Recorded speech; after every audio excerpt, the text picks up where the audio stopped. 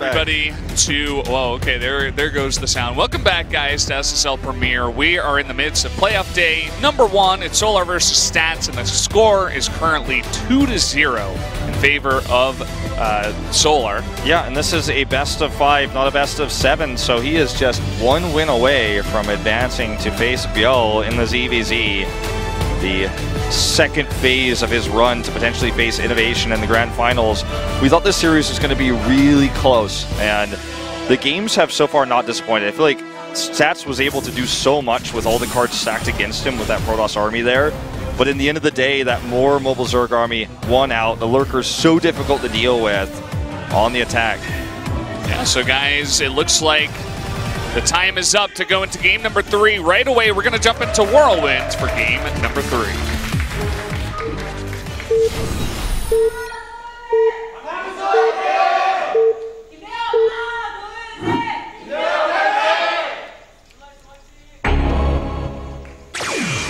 Fly better fly, Janair. For game number 3, down in the bottom right, the blue Zerg, the purple Zerg. Wow, I just pulled a wolf. That is Solar. you pull a wolf, man. I sometimes forget my primary colors. Top right in yellow, it is Stats. It took me a while to figure out the splice color too, man. That one was actually, that one we weren't so sure about, but the gold does make sense. There's actually one Splice chill in the audience that after every fan cheer, he also always says, "Splice fighting!" He's really happy about Splice. A couple of their members here in the playoffs. I think one of their managers is here too, and it's always good to see orgs back in StarCraft players. As we moved away from the team-based mentality in StarCraft 2 and moved into more of a golf, almost sponsor, personal sponsor-esque era, post-Caspa here in terms of how players are supported. So always good to see people, investing in that, even abroad. As even though we have the scene here in Korea, and the Korean StarCraft scene is obviously the most thriving one for StarCraft 2 and StarCraft Brood War. But to have, since we have so many Western fans watching, we have a few down here actually in the studio tonight, and there's many thousands more watching live at this moment. Shout outs to you guys. That's cool to see, Western teams investing in these Korean players. Yeah, it definitely is. I hope that a lot of the other very strong players currently in Korea also do get picked up. There's a bunch of them still in GSL and SSL Premier, Challenge, and Classic, I suppose, that still are just teamless, sponsorless, but it's definitely looking. I'm sure it'll happen eventually. Yep. And so we getting into this game, Solar was able to scout first with his Overlord, so a very nice scout for him. He knows exactly where to put this base, very far away from that Protoss, and roll into a very big map, so he's going to be happy to throw that down pretty early. Now, Whirlwind was Stats' 4th choice, but the 3rd choice of Solar, so both players clearly feeling very comfortable here on the map. It's not one of their hated maps, not putting it at the bottom. For example, obviously Stats put Overgrowth at the bottom because he didn't want to play on Solar's most picked map. All it takes is a little bit of research to do your map draft properly, and both of these guys have done it toward their styles and against their opponent's styles. So it's going to be double Adept pressure coming out here from the 2-gate follow-up out of the quick Nexus. So Gate Nexus core into 2-gate Adept pressure, and Stargate is coming up here once again for Stats. We'll see if he can find more permanent damage with this time. The control, as you mentioned, was a little bit lackluster. Uncharacteristic mistakes there. Could have definitely found more damage with the Oracle, with the proxy. But still did give him control of the map regardless. It's still a strong strategy. And on a map like this, without Overlord speed, it's impossible to scout. Overlord speed is halfway done though. So we'll be looking to get that big scout. You could see that Solar was waiting over here with 2 Lings, and this Overlord was waiting until the Adept Shade finished to send the Lings in. I think that's what the Korean commentators were oohing and ahhing about, but Stats very smartly just checking with the Shades. He doesn't actually commit. Now he commits, right as I say that, and the Lings are still just chilling there. He did get that Overlord speed, so he comes in here and gets the scout regardless. Yeah, I was going to see it anyway. Starts his Spores. It'll be much better time this time. Okay, the Adept's going to come and harass over here at 3rd base. Or sorry, the Natural, I mean to say. He does cancel that instead. I feel like he sees the link count, sees the queen's already in position, and knows his oracle's been scouted. He just doesn't want to commit as much right now. Perhaps we'll commit to a stronger follow-up attack when Warp Gate research finishes and he gets his first warp-in wave of Adepts. Third base coming up now. Another drop Overlord, though, on the side of Solar here. We'll see. It looks like it's going to be just Speedlings. Yeah, I was going to say Solar was playing very safe, but in fact, it looks like he wants to get aggressive with the amount of lings that he's making. And this Oracle will come in here right out of range of that Spore Crawler, so we'll pick up 3 kills and back away. And on a map this big, you know, you were talking about the defensive capabilities of Oracles, but if your Oracles are all the way across the map in the bottom right, are they able to get back home in time to defend against the lings is the question. Yeah, that's going to be really important. Obviously, this is just 8 lings in the Overlord drop, but still just nothing really at home currently to defend this. The Phoenix that's coming out isn't going to do anything. Does warp into Adepts immediately. Let's see how well Solar Micro is actually back at home. Actually, just not too much he can do to Micro. Just has to hope that Stats messes up his control. The drop Overlord will get cleaned up here. The Ling's not finding too much damage. Only the 2 probes kind of get locked in here as well. I think more Lings across the map while the gateway units get pulled into the main base. He wants to hit the 3rd base. Yeah, he really wants to get very mobile on a map this big. You can see instead of going for Roaches, Ravagers, he's just going Ling Bane, and this is a massive amount of Lings. Overcharge is coming down, and he does know that the Oracles are on the map, so doesn't want to commit to that, knows he can't take out that Nexus in time. But there were no probes there, which is really the meat of what he wanted to get. Yeah, so just exactly. gonna back off. So he's probably pretty happy to see that. It's like, oh, okay, your probe count's pretty weak. You don't have your 3rd base saturated. I'm feeling pretty comfortable against this. 3 more kills on these Oracles, up to quite a few now. 10 in total from the 2 Oracles. So Stats actually staying even in worker count. The probes will transfer over there now. And he starts yet again this charge upgrade.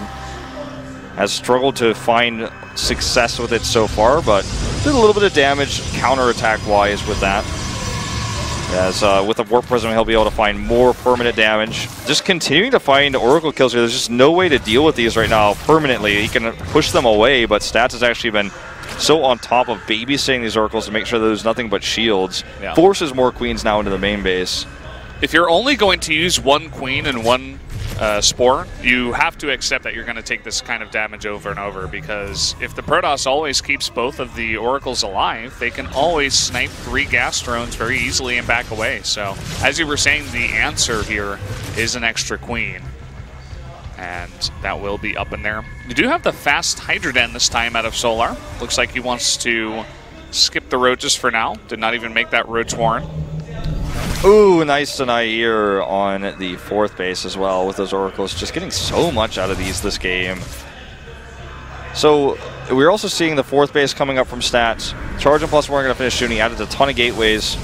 So with this Warp Prism that's about to finish, actually is finished already. With this Warp Prism, he's going to do a lot of heavy harass. He'll have a 2nd Prism, so he can harass with Adepts and Zealots at 2 different locations. Obviously, Adepts are going to be good to have in the Prism, but for Warp and harass, you want the cheap Zealots. You never know exactly what's going to happen when you commit to a warp in, so you'd rather have the Zealots than the Adepts. If you lose all of your Zealots, at least they'll be more cost efficient usually, and will put less of a dent in your gas bank. Yeah. It's very interesting to see how the Zergs respond to the charge change, because they're not used to the charge Zealot drops anymore all that often. It happened every once in a while, but they were used to a bunch of Adepts being dropped, and then a big warp in of like 8 Adepts, needing to have a bunch of Roaches over there to deal with it. But actually the charge Zealots are really good at taking out buildings specifically. So you try to get a base over there, you know, 8 Adepts, they're going to do a lot of damage, but a bunch of Chargelets are going to do it even faster. Yeah, especially with +1. So it looks like perhaps Banelings are the answer, just keeping them in position and dealing with it like that. Maybe the Roaches are a little bit too slow. The problem, of course, with the Banelings, though, is they don't scale well into the late game because you have Storm coming out, you get better upgrades, you get an Immortal count, but for the time being, it's definitely going to help him get this 4th base. And he's got good upgrades for his Hydras coming out now, too. The speed upgrade's going to be done. So we're just going to see this almost mirror style from Stats as he transitions to the double Robo Immortals. Again, the problem with this composition is if Solar gets comfortable enough to build up enough gas, we'll see that Muta Swatch, we'll see a swap, we'll see it... Swatch. Good watch brand. Swatch. Yeah, Swatch. I wish that was a Muta variation. We'll see that switch. Okay, Stasis Ward here, triggered by a few Lings. Not the end of the world here for Solar's army, but he doesn't want to commit anymore, it looks like. Storm is ready for this, and he has a few High Templar. He's going to have, I think, 3 Storms in total between those two. Charge Zealot coming over, this little Warp Prism Harass Charge Zealot group will be cleaned up by Hydras and Banelings. Not very expensive to do this, though. Yeah. And we have actually a Baneling run by, looking for those oh man, the High Templar run away! Get out of there, nice force fields will save them. Good crisis management by Stats. Banelings always, you know, do struggle against High Templar and Storms. When you catch them like that, you can definitely make an impression. Okay, Stasis Ward's going to grab some of these Lings. The Banelings not getting the connections. The Storms are good. He's got more Banelings on the left, but as you said, still more and more Storms already here. He's being very patient with them. Another couple blanket the Hydras on the south side. He just wants to fly his Oracles in to fight. He desperately wants to hold this. The Lings are actually about to pop out at Stasis. There they come. Zealots are getting drone kills on the other side of the map, but this is so cost efficient for Stats, who's actually defending this pretty well. Good micro coming out, and it's always the more efficient army for the Protoss, and this time he does hold. GG. Stats will take his first game in this series, keeping his tournament life alive. So the Stats prediction not going to come true this time. He said the player to win the first game will take a 3-0. And, well, he had enough confidence, enough poise to keep himself together and actually make this go to a 4th match here. So, does take the win on Whirlwind. And essentially, there wasn't really much that Solar could do. He had no pressure during the game, pretty much at all. He had that 1 Ling drop that essentially did nothing. It got 2 probes. Whereas Stats was able to get something ridiculous like 13 to 15 drone kills with those 2 Oracles that he kept alive the entire game. And he had the safest 3rd and 4th bases ever. There was just nothing that Solar did to punish those. And so, Protoss gets to 4 bases and tech like that. Not much you can do. Yeah, I feel like he just decided he needed to do an attack there because Stats had the bases up, he had that Storm tech, he didn't have the bank this time with the drop harassment to make that Muta switch. He wasn't able to survive long enough. So we're going to Newkirk Precinct now, guys. Still, Solar on match point. Can Stats bring us to a game number 5? Let's find out right now.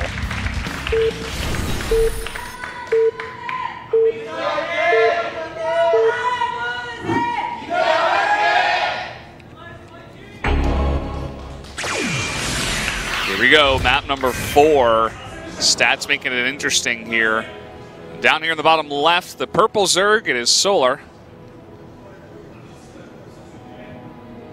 And down here to the bottom right, in yellow, it is Stats. Defends the follow-up attack there. Solar felt forced to do it, and because he committed everything to the attack, he was losing so much to the Zealots. Really fast probe coming across the map here. We'll look to deny the hatchery. I mean, it's possible the new it's a cannon rush. Yeah. Let's see. Nope. That would have been sick. I'm like, oh my god, it's Game Haz. 4. Just he wants to actually block tries the to hatch. do something like that. Yeah. On a 2-player map like this, when you know the rush is this short, you just get away with it. Then sometimes you can force the Zerg into taking the fast 3rd, which is what's going to happen here. Then you can follow up with an aggressive follow-up attack. Where you attack the 3rd base that's further away. Pretty rare in this meta to actually see that, but back in like Wings of Liberty, if you ever got the hatch block off, we'd even see like Cyber Core blocks come up, and then the Protoss players like MC or Choya would, you know, 4-gate all in off 1 base and kill the hatchery that's not connected by creep, that's delayed as well. Not going to happen in this game, but you know, we'll see. It's probably just going to be the Nexus coming up here and some adept pressure. No charge timings that can hit that 3rd base. Don't think so. No. It doesn't matter how much they reduce the cost by. But he could eventually follow up with it. Maybe he wanted to force the 3rd base to be the one closer to him, because obviously Solar had to take more time to go all the way up to the top left and get that safer 3rd base. There's going to be 1 drone heading up there already. Wants to get working. Perhaps he wanted to make the 3rd hatch here at the natural, sees the probe, and is like, oh, well, I don't even have Lings to deny this probe right now. Might as well just send it over to the 3rd base. Yeah, I think that's exactly what happened here, considering it's carrying minerals too. So speed is started. Lings will come out and deny that probe, so you can finally start that 3rd base. But again, the timings of the creep and everything else is going to be a little bit off. Going to see the first Adept come out here soon. A fast Stargate, they're not committing to the 2 gateways this time. So despite forcing that third hatchery to be in a weird location, he doesn't want to try to capitalize on like hyper-aggressive follow-ups to continue the drone slaughter. Just an ultra-fast Stargate, as you were saying, before Warp Gate research, after the Adept. You can't get too crazy, but there comes the third hatchery. And no scout for Solar. He will not go into Overlord speed. He doesn't have enough gas to get into that. It looks like he stopped fully mining gas. It might just be one drone currently mining that gas. So it looks like he did not want to get it. And he's going to have to guess. I hope he makes some safety spores because he could be in a bit of trouble. Yeah, this is really risky, the way he's playing this. Obviously, Stats is just going to come get some more scouting information. He's like, okay, you made the third hatch. Not going to all-in me off 2 base or anything like that. Ooh, this could be the opportunity. Nope. Going to get denied here by this Adept. Guess that's what it looks like here. Shade will finish, and he kills it. Oracle's now completely finished, or nearly completely finished. But the Overlord comes in, and he already kind of judges this, adds the Spore Crawler. And he will see the Oracle, I believe, and add additional ones. He already has the first safety one that he needs, as that precaution. Even uses the Lings to try to spot the Oracle. Yeah. So he's going to add that second Spore up to the third base, and he shouldn't take too much damage. I think it'll look a lot like the other games where Stats just keeps his Oracles alive, maybe chips away at a couple of drones here and there. It's so funny that just not seeing anything at all was enough for him to assume that it was an Oracle, even sending those Lings down there to check, making the safety spores. So we're just not cutting corners right now when it comes to base defense. Had he, perhaps he loses a ton of drones here just because he didn't see it, and he just wrongly assumed that it wasn't going to be Oracles. So I like that extra caution that we're seeing from the Splice Zerg here. Immediate +1 follow-up from Solar, and seeing the timing of Stats' third, maybe he wants to potentially make a big army of Lings and try to put on some pressure with that. You have these 2 Oracles just doing what they've been doing in all the games that Stats to make them just try to get as much chip damage as possible. We actually see Solar adding in a couple of extra spores this time, and it's going to cover his gases this time. So he's saying, no, I don't want you to get any chip damage in this game. I want to keep everything alive. I mean, it's 2 less drones, but he's going to lose way less than... he's going to get the value of saving more than 2 drones, if that makes sense. The utilitarian approach, I guess, here.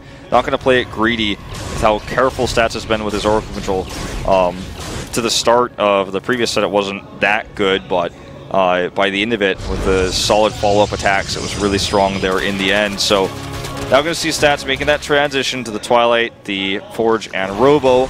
And what we've been seeing here in the series here from him is the Oracle to help secure the third base, and then tech up. Let's see if Solar, with now less harassment damage against him, will do a big drop like we saw earlier, or if he'll actually commit to a more ground-based army to harass. Because that was how he controlled the majority of the maps, is just by run-bys, early run-bys, the Hydra Roach drops.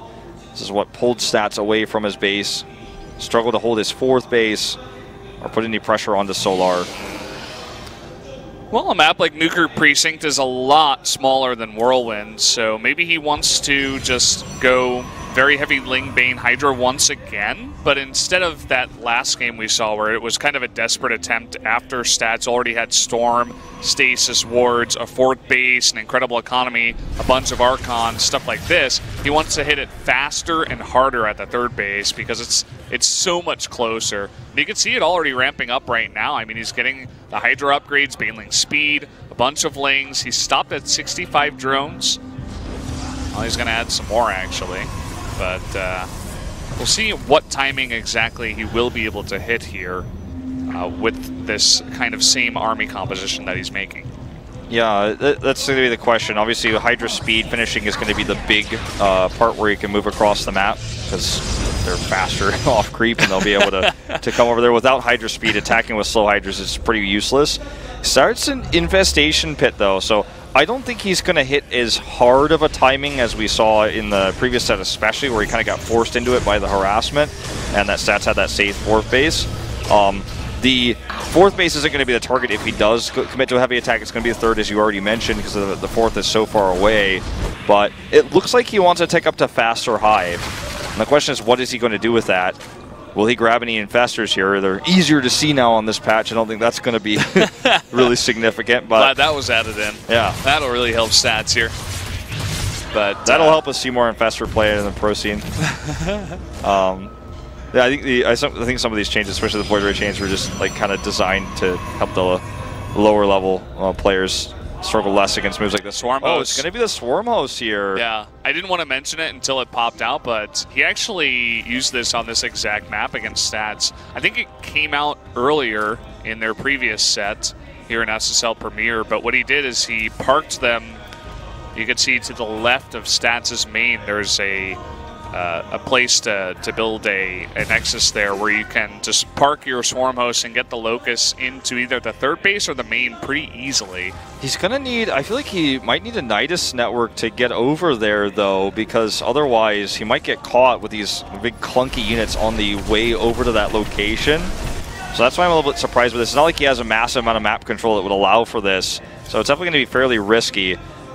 If he just uses them as part of his composition, that would be really wonky, too. I'm going to clean up these Zealots, actually. Kind of a lackluster attack there. He's actually adding quite a few. This is not your normal amount. He's going up to 11. Like, this is a heavy commitment to Swarm Host. He does actually get them by. Notice his movement on the minimap. You can see he actually kind of escorted them with his Hydra army so they could get over here. But if these get spotted and Stats has his normal High Templar, Archon, the Immortal. Phoenix. The Phoenix sees it. And here we go. Stats should have some time to react to this. The first Locust wave is always so tough, though. He does have a bunch of Zealots here, Photon Cannons in the base, and a few that got picked off by the Phoenix here. That's going to target down the Photon Cannon for now. See if he can take a few Zealots with him. Looks like just the one. But yeah, this army is so clunky. It's so slow. He's adding more and more in. 4 more. Going to go up to 16. So he's actually... Is this Heart of the Swarm now? Well, Newkirk Precinct in the beta? Is this what I'm watching? If you've got 16, that is a pretty fantastic amount of Locusts. And when the swell comes out, if you can force the fight, like it looks like he's trying to do, oh man, it's definitely going to be very powerful. But at the same time, Stats, he knows this, so he's just going to try to back off and buy some time. Question is, can he retreat to a safe location? Looks like he should be able to with those force fields. All right, Locust here just gonna hover. I'm gonna use your observing PC. Oh, to you check took control. I'm gonna see the cooldown on these Swarm Hosts. I want to keep track of that as to when they're gonna be able to drop Locust, because that's gonna be the really important thing in terms of these fights that we're gonna see. Because he's got like a 2/3 of it is actually expired, so we'll have another Locust wave in just a second here. Gonna defend this Zealot harass with just Lings and a few Banelings alone, as it looks like Stats has realized, okay, we're going late game. Gonna tech to the Fleet Beacon. Locusts are available now. So, doesn't want to use them until he has a trap. They might actually go for the trap here with Lings to drop the Locust. Here they come. He's trying to get behind. A bunch of storms come down. It will save the High Templar. And Stats controlling this very well. He's not losing all that much. He's using his own kind of free stuff in terms of the energy from his High Templar to keep him safe. And he's continuously going for these Zealot legs run-bys. The Charge Zealots run-bys into the third base, which is causing Solar to consistently go back and deal with. It's very disruptive to his economy, which he needs to do, because otherwise the Locusts are going to keep trading for free. He's going to build up a huge bank for potential Broodlord transition. So we already have +1 coming up for the air weapons here. He added several additional Stargates and the Fleet Beacon. Hasn't created anything yet from those Stargates just yet, but you have to assume that it's going to be the Tempest to deal with the push, to defensively deal with the Broodlords, or sorry, yeah, the Broodlords and the Swarm Hosts. Mothership going to be the first unit that comes out here. Nothing from the Stargates just yet. So building up that bank. It doesn't have the upgrades for the air units yet either. It's so funny that Zealot got trapped by the Morphing Banelings. He's like, I guess I'm okay with this. All those Locusts just spawn. Maybe this is the time. Not actually targeting the Nexus initially here. Storm's going to kill some probes, too. He's beginning to focus it down. This might just be enough. It's going to be close. Oh, it looks like it will be enough, and he takes out the third Nexus at the same time. He's going to hit this one, too. Nothing over here. He has to cancel it. Now these Swarm Hosts are vulnerable, though, but he has Lings for the buffer. Swarmhost 2/3 of the way done with that cooldown too. He's going to be careful. If he actually overextends on the chase here and those locusts pop, he could lose this whole army. Going to be done in just a second here. Still no air units, no Stargate production back at home for stats. Only the mothership and the +1 for air weapons.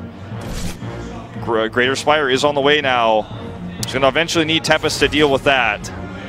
Yeah, they did just get that buff to massive, so you can pop those Broodlords like flies if you can get into position. But hasn't made anything yet, as you were talking about. So still no air units. Wants to make sure he has a strong enough ground army before he makes that transition. He has so much gas, but he's using all of his minerals for the most part on these Zealot run-bys. He's trying to disrupt the economy of Solar in terms of worker counts, killing these hatcheries while he builds up this time where he's going to have upgrades, amazing upgrades for the Tempest that pop out, or later on carriers, depending on how he wants to play it. Most likely going to be mostly the Tempest, obviously because of the buff you talked about, and they're basically a direct counter to the Broodlords. He's finding a lot of damage with this ground army too. It feels like the Swarmhosts are just not that useful in terms of straight up fighting, because their cooldown for their attack is so long now. Especially in the defense. Like, you can take out the Nexus of stats easy peasy, and it looks really strong. But then stats, the second he sees that, he moves out with his army. He defends at home with some storms, but then he kills 2 hatcheries and clears up the third base. There's no mining there. Solar's barely mining right now. He's able to make 3 Broodlords, but stats already has the answer. Ooh, no cancel on this hatch either. That's a lot of money lost when he's this low on eco. I mean, this is looking terrifying because Stats already has the answer. As you said, he's going to have good upgrades for these. And Solar's putting all his eggs in the Broodlord basket, whereas Stats is already just like, okay, well, he's basically played shuffleboard with Solar all game. He's just shoved him back to his side of the map with this incredibly expensive army. Look at that army supply, 142 to 138. That does not tell the story of how expensive and how cost-efficient this Protoss army is. It's got how many Archons? Let me check. 11. Okay, 11 Archons. 11. That's a lot of money, all right? And that means that in terms of a straight-up fight, when the Zerg starts to panic because the Tempests are wearing away on the army, he's going to have so much defensively to take the fight. He's getting good upgrades for them, too. The +1 shields is also going to affect the Tempest, but this Archon army is going to get a little bit beefier. He's got +2 for his Tempests. I'm curious how the fight is going to go when all the Locusts and all the Broodlords get into position. There's not too much of a supporting army, though. There's only 30 Lings, 10 Hydras, 3 Corruptors to deal with the air army of the Protoss. It's really just about the Swarmhosts and the Broodlords at this point. Here's the tag, and this is going to be a recurring theme. He doesn't have a ton of Tempest yet, but already has the 2, and look at this damage on the Broods. See you later, just 2, with +2 attack, mind you. Bye. Gonna get a third one here, as he continuously has this vision. Storm here is amazing as well. And imagine, you know, I talk about how many Archons there are and how expensive this is. It's so expensive to crash Banelings into that, especially when they're already damaged from the storms. Doesn't have any Vipers, and even the Corruptors are starting to get worn down now. Yeah, really nice kiting there. He's going to run his Swarmhosts in accidentally. Finally, the Locusts come out, but the Storms are going to deal with that, as well as that front line of Archons. Finally, the detection comes in here. It was actually not detected for a long time. GG, we are going to a Game 5. Stats can't even believe it.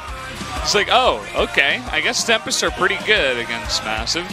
But yeah, really nicely done. Good control. Did not fall under the pressure of the Swarm host. Kept himself together. And Frost is going to be map number 5. So tell your friends to get in here. This is getting crazy. This is going to decide who goes up against Biel in the second playoff match of SSL Premier. Lots of money on the line. Lots of pride for both of these players, as you were mentioning. Both from the same team. Competitors, in a sense, in that way. Yeah.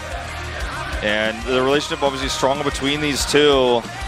Such a big gamble there with the Swarm host, making it part of his main army composition.